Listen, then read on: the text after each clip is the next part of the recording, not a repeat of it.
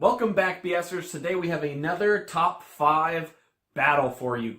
We are going to battle it out and see who has the better list, and today we're doing something a little more out there. I guess it's not that out there, but we are going to do our top 5 sequels. Now, this does not mean any sequel. It means a number 2 in a series. Not 3 or 4 or 8. Number 2 only.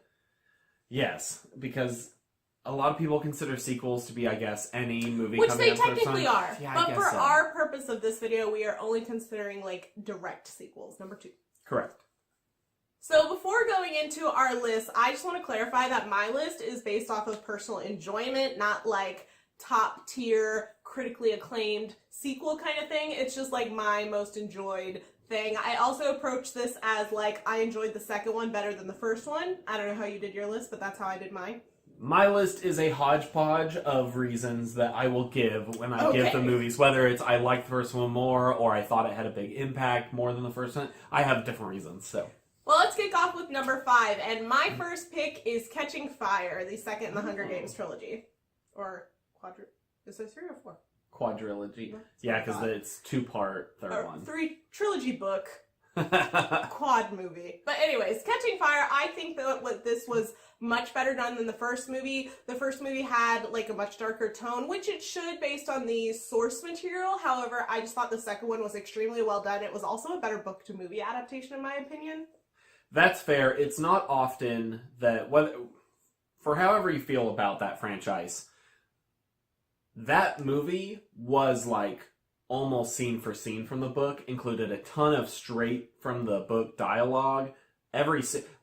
That movie did not really miss a beat when it came from adapting from the book, which you don't see very often. People like to make their own spin on it for the movie, and normally that makes it worse. So that was interesting to see in that movie. Now, my number 5 pick is Hellboy 2: The Golden Army. Ah, good choice. Now, I picked this for a couple reasons. I really liked the first Hellboy, but I think I like the second one a little bit more. I think that it expands the world a whole lot more than the first one does, and it moves further into Hellboy's really cool arc about being the destroyer of worlds and trying to not do that. And it sets it up really great for a third one, and that's also why it's on my list, because Hellboy 2 is a great movie that deserves a Hellboy 3, and I don't think that's ever going to come. It's not. And we've mentioned in a couple of videos, but there is a new Hellboy movie coming on Netflix, I believe, later this year, and we're going to do a whole Hellboy series leading up to that, so stay tuned. Rolling in at number 4, my number 4 pick is Spider-Man 2. To date, the best Spider-Man film ever made. This is from the Tobey Maguire trilogy. Yes, Tobey Maguire, obviously. But this movie just has the most heart, is the truest of Spider-Man's character.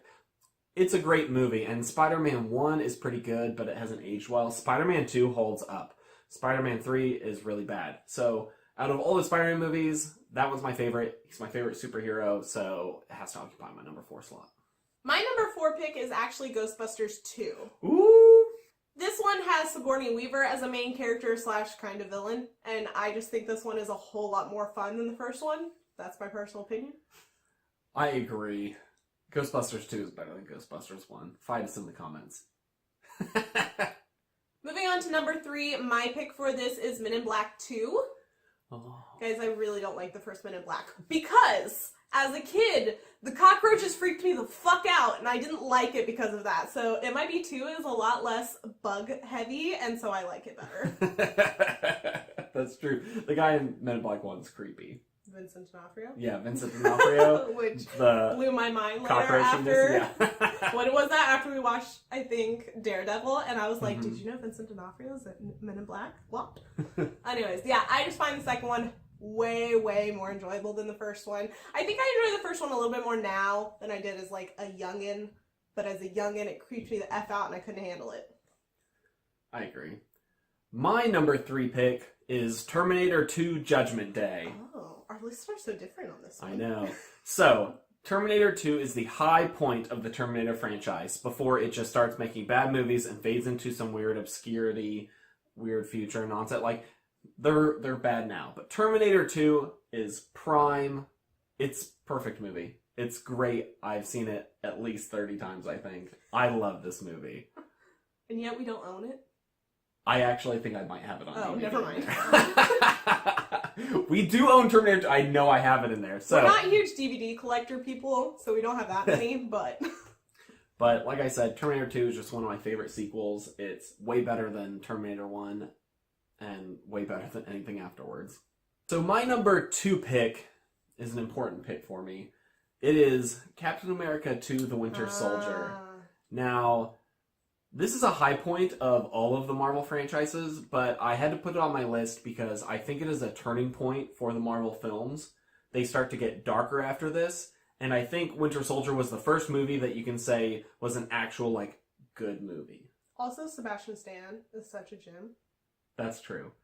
But I think it's just so important because, like, previously there are some good Marvel films that came before that, but they started to increasingly, like, get lower in quality, and they were just, like, pumping them out. Things like Thor, and even the first Captain America, like, I like, but I couldn't argue that they're great movies. But Winter Soldier is solidly written, solidly, like, created. Everything about it is a good movie, and it creates such momentum moving forward to where now I think we're going to start getting some really good Marvel movies, and I'm excited about that.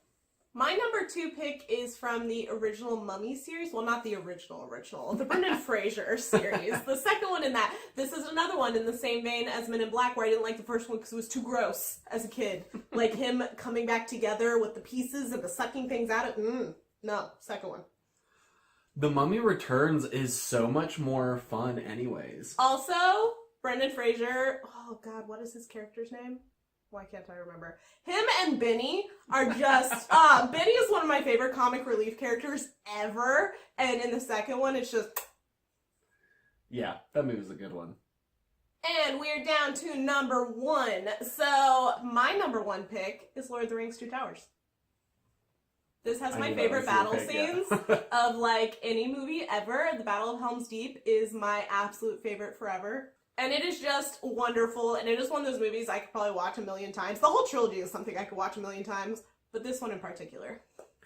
See, I was tempted to put that one on my list, but it's, I actually think, my least favorite of the trilogy. Well, that's fine. I'm interested to see how I feel about the book. I'm currently reading through the Lord of the Rings series at the moment. I'm only halfway through The Fellowship of the Ring, but I'm interested to see how the second one goes, reading-wise. Well, my number 1 pick probably isn't going to be that big of a surprise. My number 1 pick is Star Wars Empire Strikes Back. Ah, good choice. Now, this one is interesting because while I actually think Return of the Jedi is better... Are you breaking our rules? I'm not, like, breaking our rules. I'm just saying that, like, Return of the Jedi I enjoy more. Empire Strikes Back is just, it's gold. And it ends... I am so in support of movies being darker, and especially ones in a series, like, being willing to, like, kill people off, create stakes, end on a bad note. Like, when was the last movie you saw that, like, ended just bad for the characters, where it just sucked, especially in a series? Like, no, they always give you the little ray of hope at the end, and... ray of hope. But this one is great because it doesn't do that. It sets that example way far back that, you know what, you can have Luke find out his father, Han's frozen in carbonite, everything sucks, you're flying away, and it's sad. And I do think they try to give you a little ray of hope, but it's not the same. Like, you're in a bad spot for all the characters, and leading into Return of the Jedi, it's so compelling, and I've yet to see as compelling of an ending from, like, a number 2 movie for a long time. Well, those are our lists. Let us know whose list you thought was better. Obviously, those are just based on the movies we've seen and our opinions, so we want to know what you guys thought also. We could probably also make another type of video of this of additional sequels or further in the series, like 3s or 4s or so on and so forth. Mm-hmm. Let us know if you're interested in one like that, because Top 5 Battles, it's no secret, is one of our favorite videos to film. So, and if you have any other suggestions for Top 5 Battles that you want to see, what do you want to see us battle it out over? We're always looking for suggestions. As always, if you liked this video, give it a thumbs up down below. It lets us know that you guys want to see more of this specific type of content on our channel. We do have a lot of different kind of content on this channel, between movie reviews, battles, just lots of fun videos. We have a few new ones coming up here soon in the next month, so subscribe if you want to see those. And if you do want to check out any of our current other videos, you can go right over there, and we will see you guys in our next video. Bye!